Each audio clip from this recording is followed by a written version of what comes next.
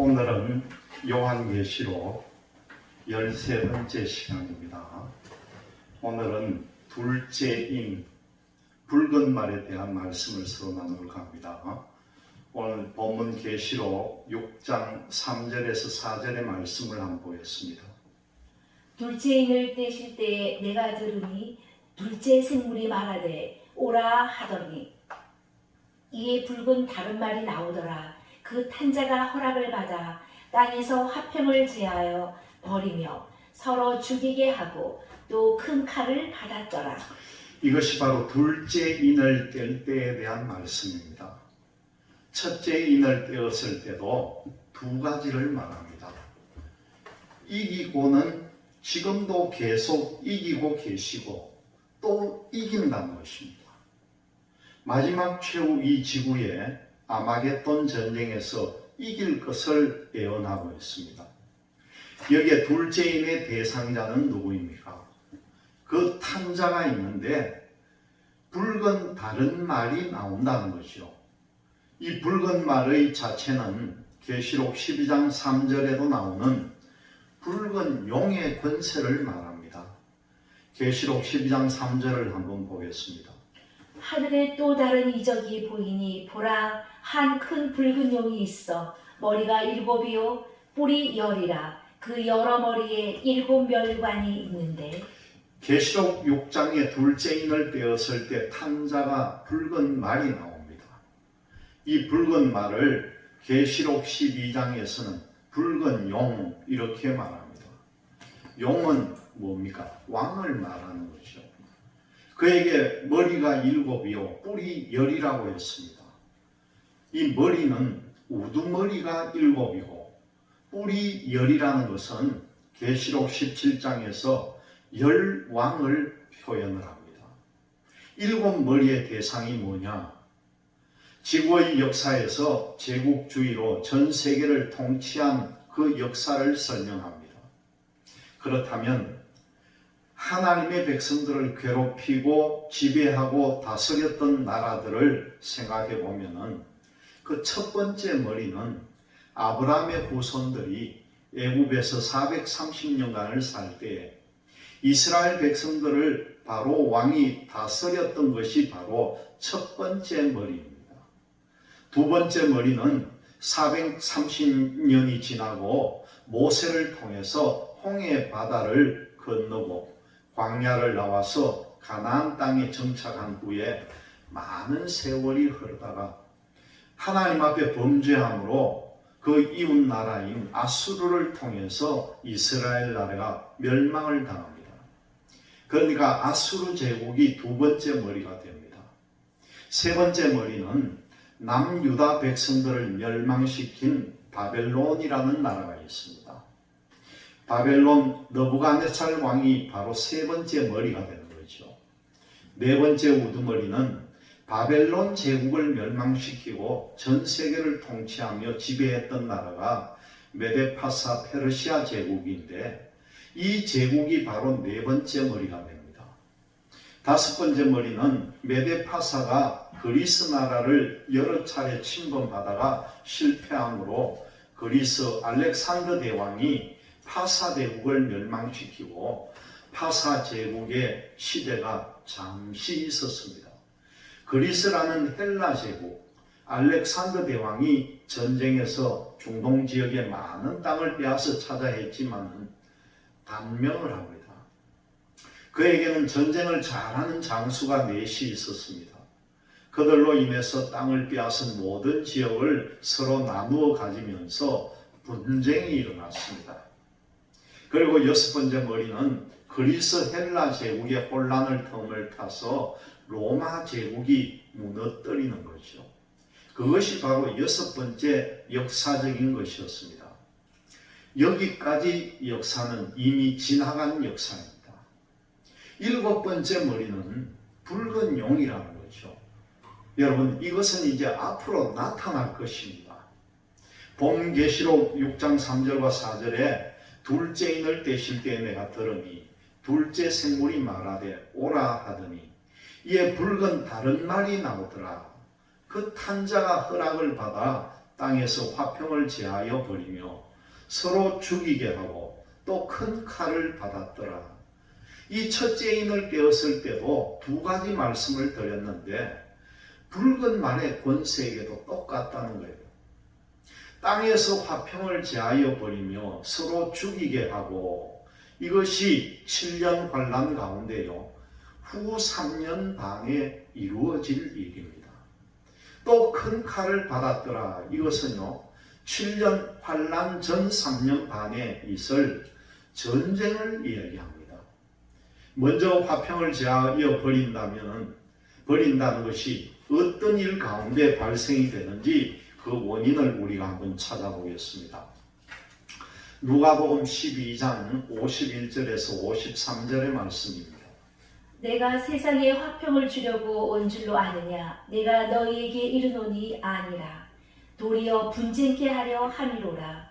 이후부터 한 집에 5사람이 있어 분쟁하되 셋이 둘과 둘이 셋과 하리니 아비가 아들과 아들이 아비와 어미가 딸과 딸이 어미와 시어머니와 며느리와 며느리가 시어머니와 분쟁하리라 하시니라.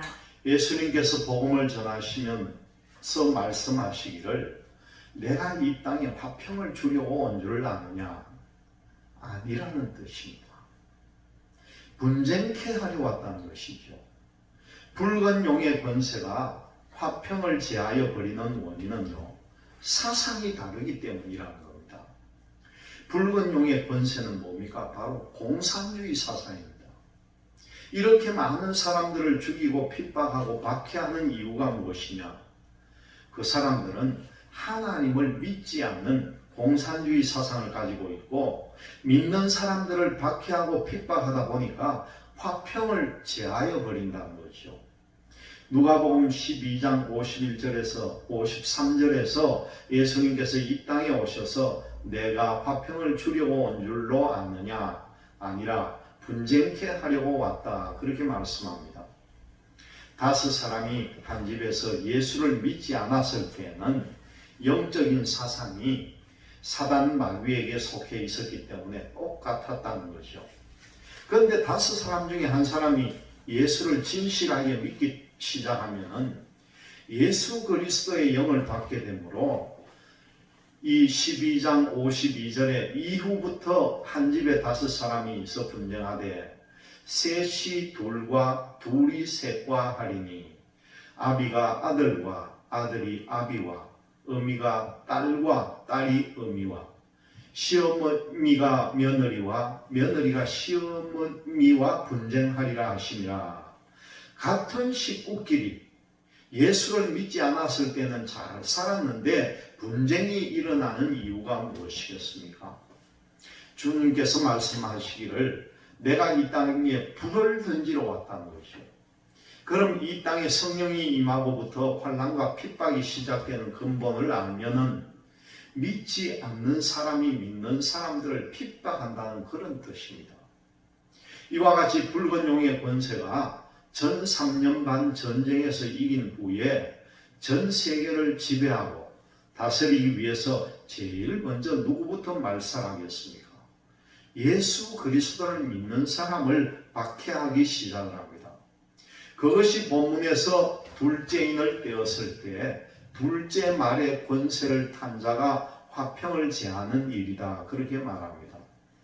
마태복음 24장 9절에서 10절의 말씀입니다. 그때의 사람들이 너희를 환난에 넘겨주겠으며 너희를 죽이리니 너희가 내 이름을 위하여 모든 민족에게 미움을 받으리라. 그때의 많은 사람이 시험에 빠져 서로 잡아주고 서로 미워하겠으며 예수 믿는 것 때문에 서로 잡아주고 고발을 합니다. 이런 일들은 복음이 시작될 때부터 있었습니다.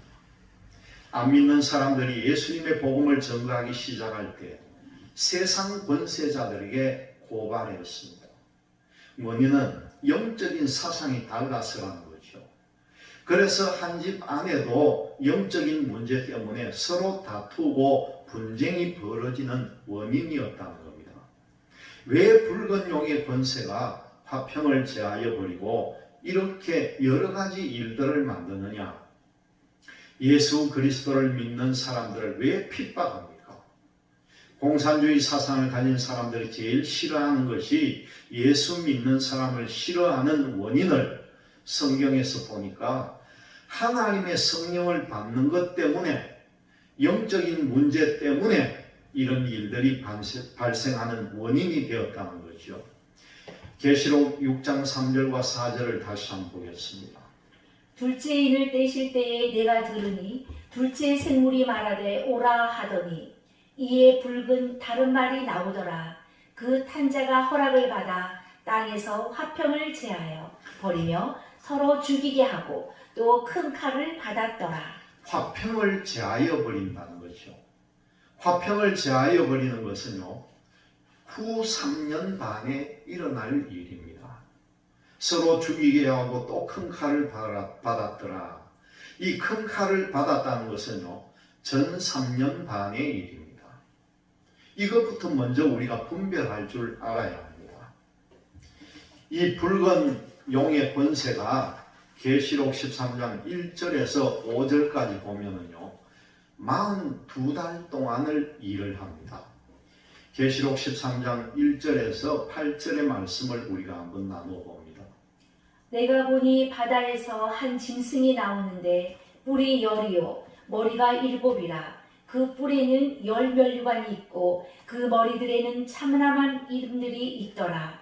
내가 본 짐승은 표범과 비슷하고 그 발은 곰의 발 같고 그 입은 사자의 입 같은데 용이 자기의 능력과 보좌와 큰 권세를 그에게 주었더라.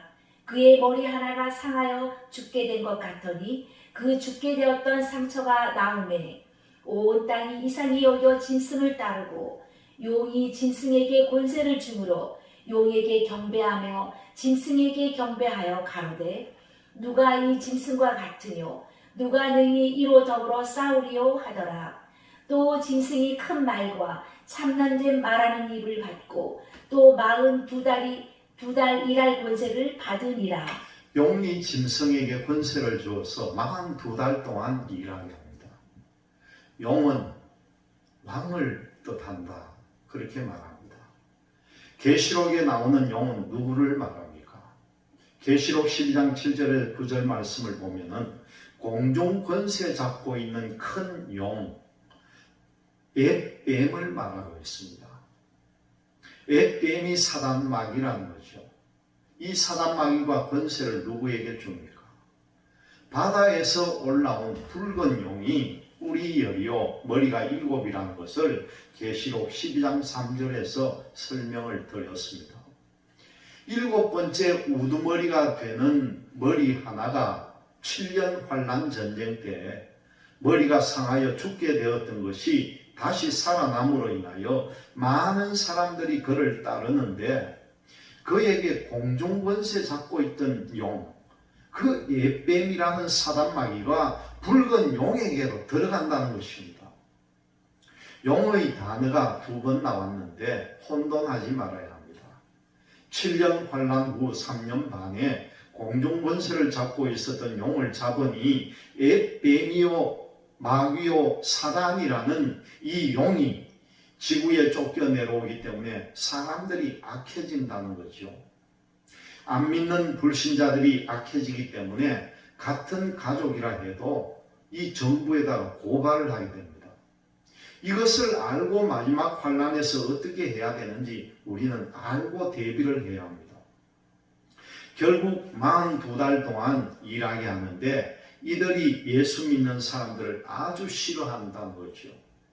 계시록 13장 5절에서 8절까지 보면은 예수를 믿는 사람과 싸우는지 안 싸우는지를 우리가 한번 보겠습니다. 또 짐승이 큰 말과 참는된 말하는 입을 받고 또 42달 일할 권세를 받으니라. 42달이면 3년 반입니다. 짐승이 입을 벌려 하나님을 향하여 해방하되 하나님을 믿지 못하게 회방하고 하나님의 이름도 부르지 못하게 합니다. 그의 이름과 그의 장막 곧 하늘에 거하는 자들을 해방하더라. 장막은 구약시대 때 모세가 광야에서 장막을 지었습니다. 그것을 비유해서 말씀하고 있는데 그것은 바로 지금의 교회를 뜻하는 것이요. 이 장막을 하지 못하게 회방하니까 어떻게 됩니까? 교회의 문을 닫게 된다는 거죠. 7절 말씀입니다. 또 권세를 받아 성도들과 싸워 이기게 되고. 성도들과 왜 싸웁니까? 붉은 용의 권세자들은 하나님을 믿지 않은 백성이기 때문에 하나님을 믿는 백성들을 핍박하고 우상에게 절하게 만들고 예수 그리스도를 부인하게 만드는 일을 합니다. 다수의 성도들은 못 견뎌서 굴복하고 졌다는 것입니다. 7년 환란의 성도들이 들어간다는 뜻이 여기에서 나옵니다. 환란 전에 들림 받는 것이 아니라는 뜻도 됩니다. 7절을 우리가 다시 한번 보겠습니다. 또 권세를 받아 성도들과 싸워 이기게 되고 각 족속과 백성과 방언과 나라를 다스리는 권세를 받으니 42달 동안 전 세계를 다스립니다. 죽임을 당한 어린 양의 생명책에 창세 이후로 농명되지 못하고 이 땅에 사는 자들은 다 짐승에게 경배하리라. 붉은 용 짐승에게 절하더라. 본문 계시록 6장 3절 4절에 둘째인을 떼실 때에 내가 들으니 둘째 생물이 말하되 오라 하더니 이에 붉은 다른 말이 나오더라. 그 탄자가 허락을 받아 땅에서 화평을 제하여 버리며 그렇게 말씀합니다. 이 붉은 용의 권세가 예수 그리스도를 믿는 사람들을 박해하는 거죠. 또 큰 칼을 받았더라. 7년 환란 전 3년 반 전쟁을 말합니다. 유브라데 강에서 7년 환란 전쟁을 시작하는 것을 말하죠. 네 말의 권세를 잘 분별하면은 이 붉은 말의 계통이 누구인지 또 앞으로 지구의 종말이 어떻게 전개되는지를 알려면은 먼저 붉은 용의 권세가 누군지를 알아야 됩니다. 이것을 중국어로도 생각할 수가 있습니다. 그러나 이 북방의 도갈마 족속, 이 러시아가 바로 공산당이잖아요. 1922년부터 1991년까지 약 70년 가까이 그 붉은 공산당의 역사를 가지고 있는 나라가 구소련입니다. 1991년도에 분리 독립이 되면서 러시아로 바꾸었습니다. 이 러시아를 붉은 용이라고 우리는 알고 있습니다. 붉은 용이 앞으로 전쟁을 하는데 어떻게 하는지 알기 위해서는 흰 말의 권세가 누구인지를 분별해야 되고 붉은 용의 권세가 뭔지를 분별해야 합니다. 붉은 용의 권세는 우리가 쉽게 알 수 있는 것은 러시아라는 거죠. 러시아가 분리 독립 후 지금까지 24년의 세월이 흐르면서 다시 공산주의 사상으로 돌아가서 붉은 용의 권세의 역할을 다시 하는 것입니다. 오늘 둘째인을 떼었을 때 땅에 화평을 제하여 버린 후에 그 다음에 큰 칼을 받았다는 그 큰 칼이 바로 7년 환란의 큰 칼입니다. 그럼 전쟁을 하려면 상대가 있어야 되는데 그 상대가 누군지 먼저 알아야 되는 거죠. 성경에서 보면은 전쟁을 하는 위치가 유브라데 강을 중심으로 해서 북쪽과 남쪽으로 나누어집니다. 성경에서 기록하기를 이스라엘 나라 성읍들에 나가서 7년 동안 전쟁한다는 말씀을 에스겔서 39장에서 한번 찾아보겠습니다. 에스겔서 39장 9절의 말씀입니다. 이스라엘 성읍들의 거한 자가 나가서 그 병기를 불피워 사르되 큰 방패와 작은 방패와 활과 살과 몽둥이와 창을 취하여 7년 동안 불피우리라. 이스라엘 성읍들이면은 예루살렘을 중심해서 끝부분들입니다. 이것이 계시록 9장에 유브라데 강을 중심해서 전쟁한다는 것이죠. 전쟁을 하려면 상대가 있어야 되는데 그 상대는 붉은 말의 계통에서 한 팀이 되고 청황색 말 계통에서 한 팀으로 나누어집니다. 이 두 팀으로 나누어지는 것을 에스겔서 21장에서는 뭐라고 하느냐 하면은 우향군과 좌향군 이렇게 나눕니다. 네 말의 권세에서 붉은 말은 누구와 하나가 됩니까? 본문 둘째인을 보면은 붉은 용만 나오고 큰 칼을 받았다 그렇게만 말합니다. 그것이 이제 세 번째 인을 떼었을 때 그때 검은 말이 나오는데 이 검은 말의 권세와 붉은 말의 권세가 하나가 된다는 거죠. 검은 말을 탄 자가 저울을 가졌고 한 데나리온의 밀한대요.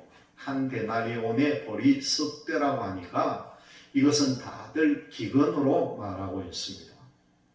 검은 말의 권세는 바로 중동 이슬람 백성들인데 그 계통을 검은 말이다 그렇게 말합니다. 하나님의 백성은 흰 말의 계통이요 검은 말의 계통은 이슬람 계통이라는 것이죠. 이들은 하나님의 백성들을 가장 싫어하는 사람들입니다. 청황색 말은요 미국을 중심으로 한 나토 회원국 민주주의 다국적군을 말합니다. 이 흰말의 권세는 예수 그리스도의 권세인데 이때 나라는 바로 이스라엘이라는 거죠. 에스겔서 21장 14절에서부터 16절의 말씀을 우리가 보겠습니다.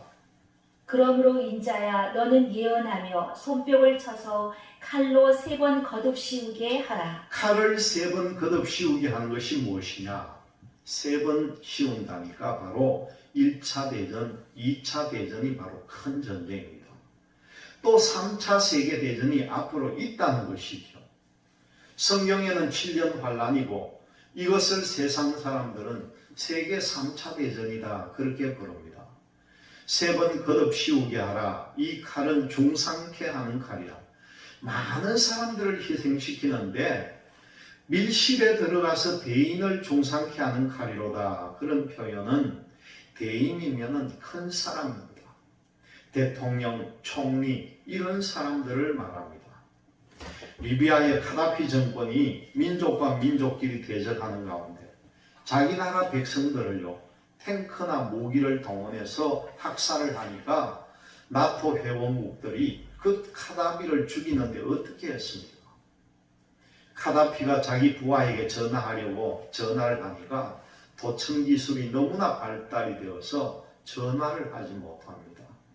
그래서 이 카다피가 아주 요새라고 할 수 있는 지하 콘크리트 몇몇 하나 되는 지하 벙커에 숨어 있었습니다. 그것이 비밀리에 발각이 된 거죠.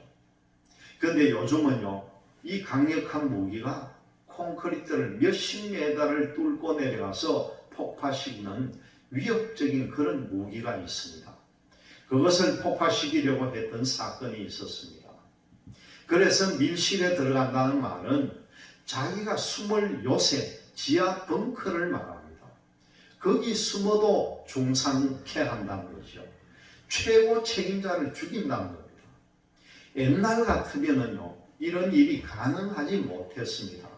15절 말씀을 한번 보겠습니다. 내가 그들로 낙담하여 많이 엎드러지게 하려고 그 모든 성문을 향하여 번쩍번쩍하는 칼을 베풀었도다. 오라 그 칼이 번개 같고 살육을 위하여 날카로웠도다.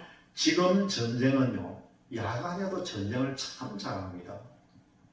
여러분도 아시겠지만 미국이 이라크를 침범해 들어갈 때 지중해 연안에 항공모함을 띄워놓고 그 밤에 불빛이 나타난 곳으로 포를 쏘면은 레이저를 쏴서 명중을 시킵니다.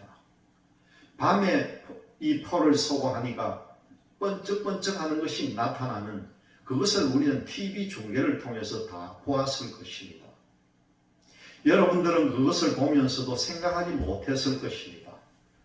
그때만 해도 이 성경을 그대로 보았기 때문에 번쩍번쩍 한다더니 현 시대에 우리들에게 닥칠 일임을 우리는 이제 깨달았다는 거죠. 엄청난 사건입니다. 카라 모이라 우양하라 항우를 차리라 자양하라 향한 대로 가라. 우향군 좌향군으로 나누어진다는 거죠. 어디서 나누어집니까?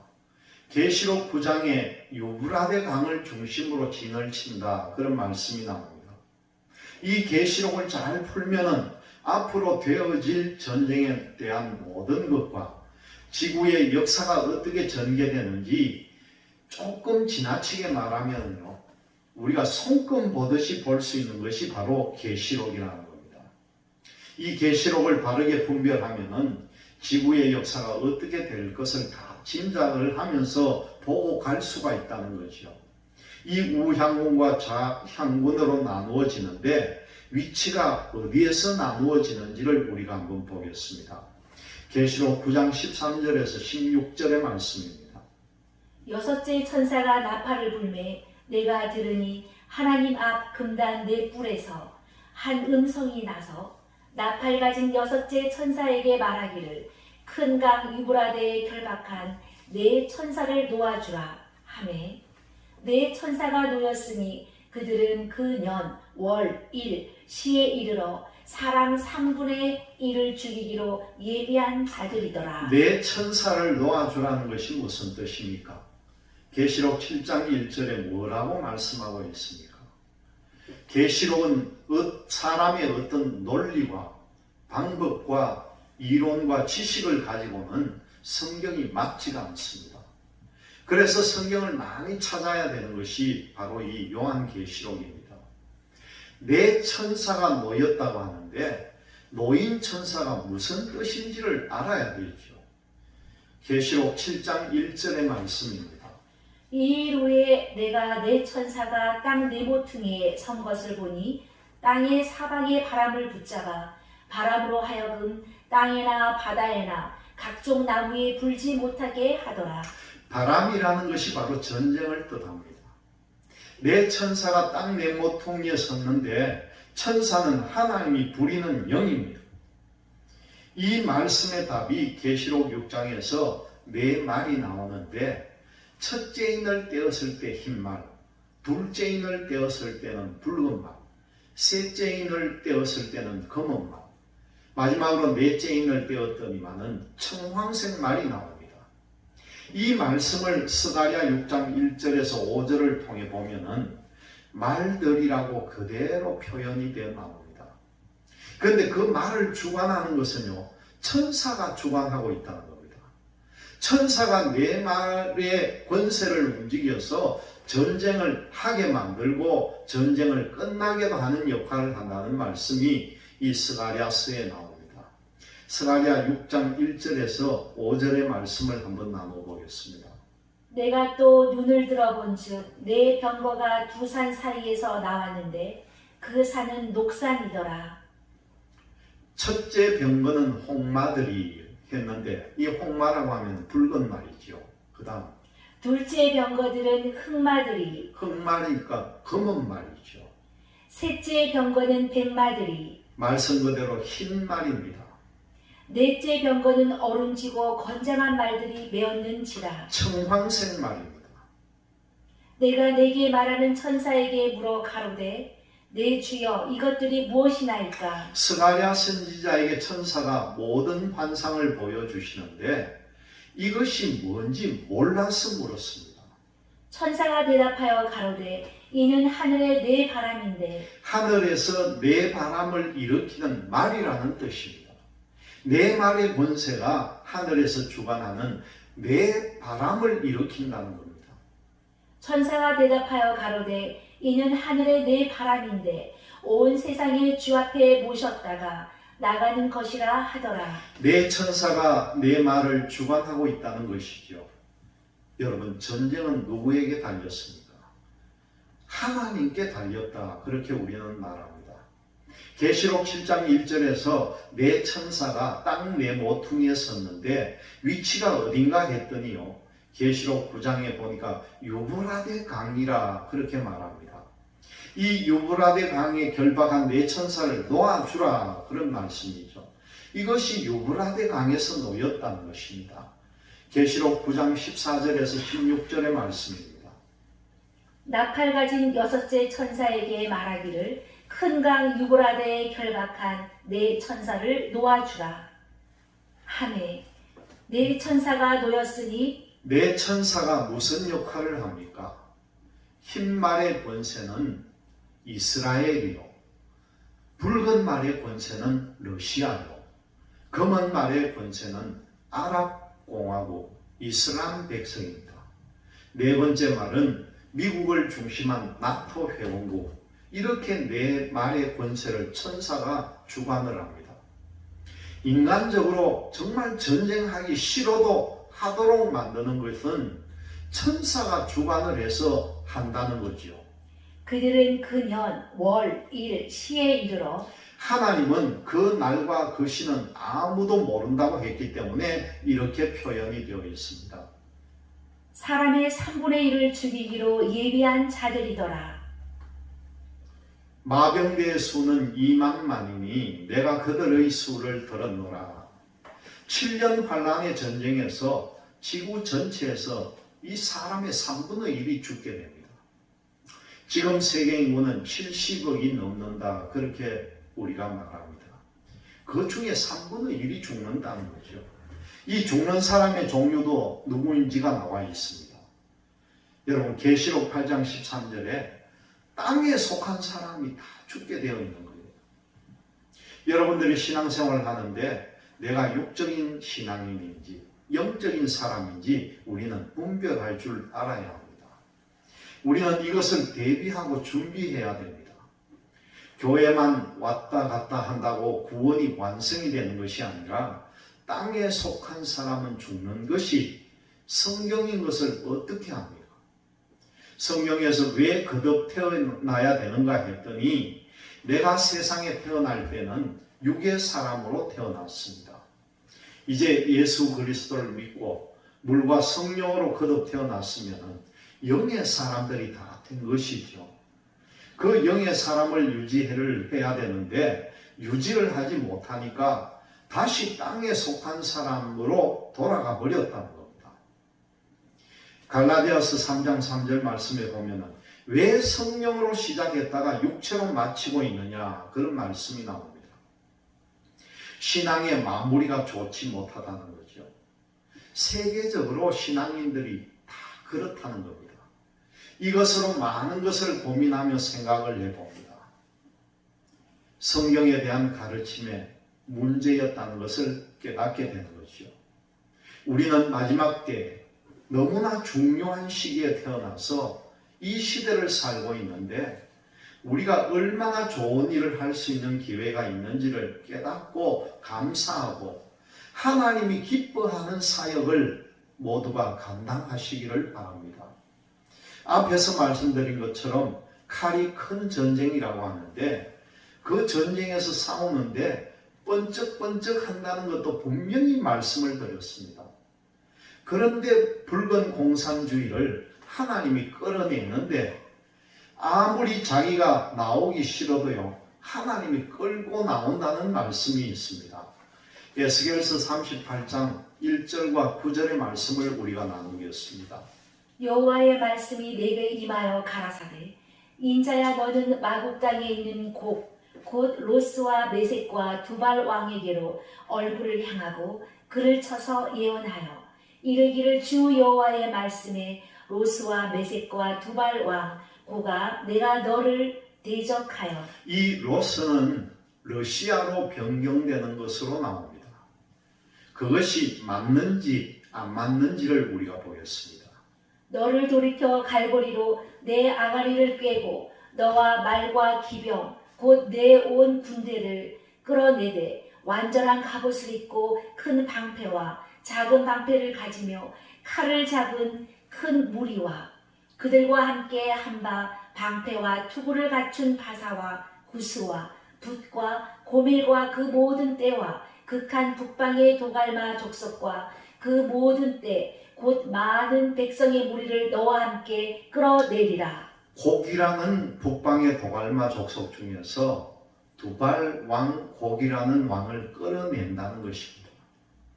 에스겔 선지자를 통해서 BC 590년 전에 앞으로 될 일을 예언하는데 갈고리로 고기 아가리를 꿰어 찍어서 하나님이 끌어내는데 안 나오고 배기겠습니까?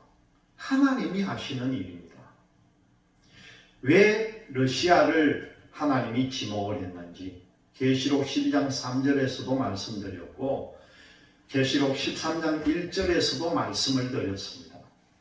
바다에서 한 짐승이 나오는데 뿔이 여리요 머리가 7이라 했습니다. 머리가 7이면 바다에서 올라오는 한 짐승에게 머리가 7개가 달렸다는 뜻이냐? 아니라는 것이죠. 이 머리라는 것은 계시록 17장에서 7왕이라고 말씀드렸습니다. 지구 전체를 통치하고 다스리는 최고 우두머리가 7이라는 거죠. 지금은 6번째까지는 이루어졌는데 마지막 7번째는 누구냐? 바로 러시아 왕이라는 겁니다. 첫 번째 머리는 지구를 제일 첫 번째 다스리고 지배했던 나라가 애굽 바로 왕을 말하고, 두 번째는 이스라엘 백성이 애굽에서 나와서 가나안 땅에 들어간 후에 범죄함으로 아수르를 들어서 이 이스라엘을 멸망시켰습니다. 세 번째 머리는 바벨론 왕이 아수르를 멸망시킴으로 바벨론 왕이 되고, 네 번째 머리는 바벨론을 멸망시킨 메데파사 페르시아 제국을 말합니다.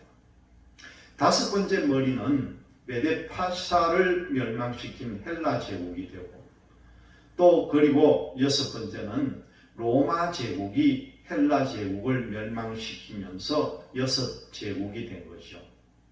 이렇게 여섯 번째 우두머리까지는 이루어졌는데 마지막에 하나 남은 것이 바로 이 붉은 용의 권세 하나가 남았다는 것이죠.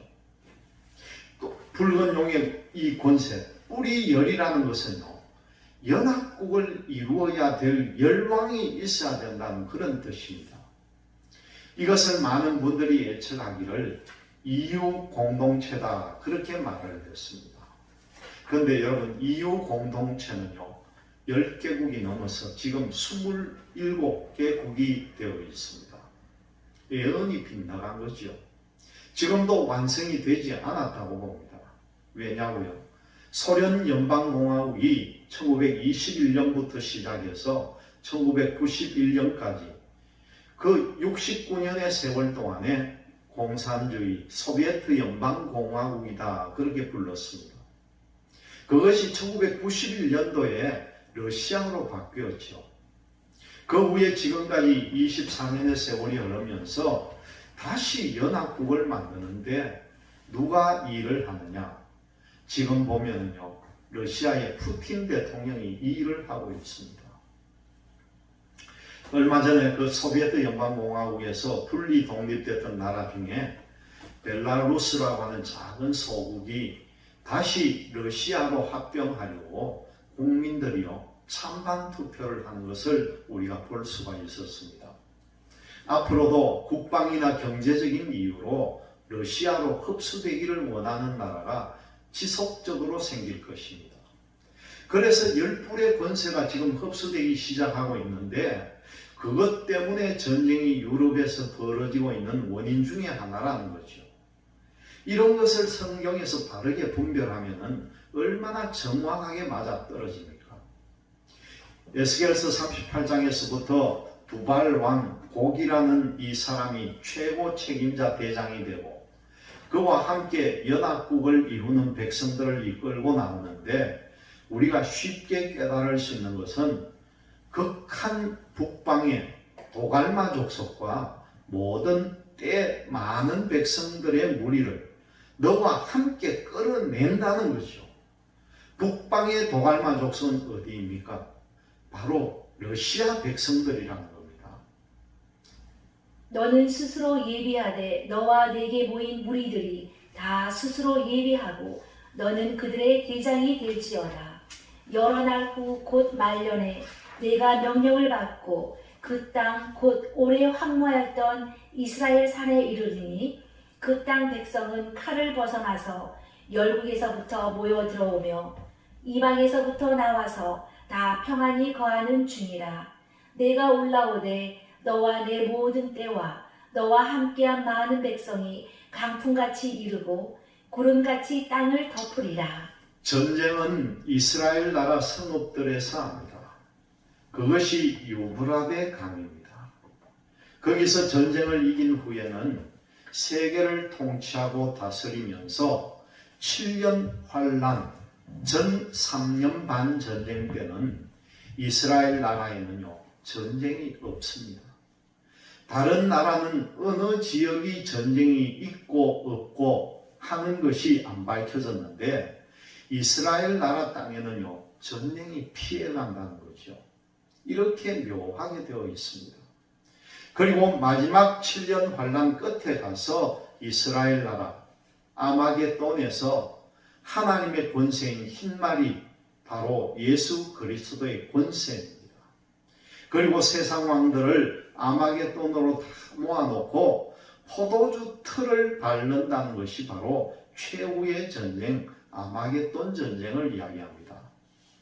본문 계시록 6장 3절 4절에서 둘째 인을 떼었을 때 붉은 말이 나오는데 이들이 첫 번째는 땅의 화평을 제하여 버린다는 것이 7년 환란 후 3년 반에 예수 그리스도를 믿는 사람들을 박해하고 죽인다는 거죠. 큰 칼을 받았더라 하는 것은 전 3년 반 전쟁을 말합니다.